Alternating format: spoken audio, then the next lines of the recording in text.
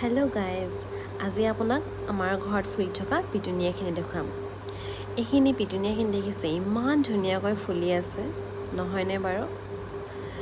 ইহঁতক দেখিলে এনেকুৱা লাগে যেন চায়ে থাকিম, বহি ইহঁতক চায়ে থাকিম যেন হেঁপাহ পলোৱাকৈ। ইমান ধুনীয়াকৈ ফুলি থাকে। এইখিনি ফেব্ৰুৱাৰী মাহৰ পৰা ফুলা, এতিয়া জুন মাহতো ফুলিয়ে আছে ইমান ধুনীয়াকৈ।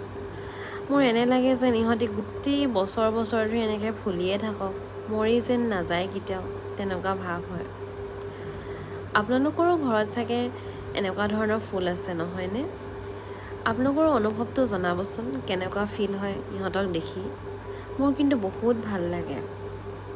যেতিয়া ক'ৰবাৰ পৰা আহোঁ নহয়, দুখে ভাগৰে আহিলেও ইহঁতক দেখিলে যেন সকলো দুখ ভাগৰ নাইকিয়া হৈ গৈছে, এনেকুৱা ফিল হয়। মুখত মানে এটা অট'মেটিকেলি হাঁহি ওলাই যায়, একদম মনৰ পৰা সেইটো মানে ভাৱ হয় আৰু বহুত ভাল লাগে সঁচাকৈ। ফুলবোৰে আমাৰ জীৱনত মানে ইমান প্ৰভাৱ পেলায় নহয়নে? যিমান দুখতো আমি হাঁহি থাকিব পাৰোঁ ইহঁতক দেখিলে।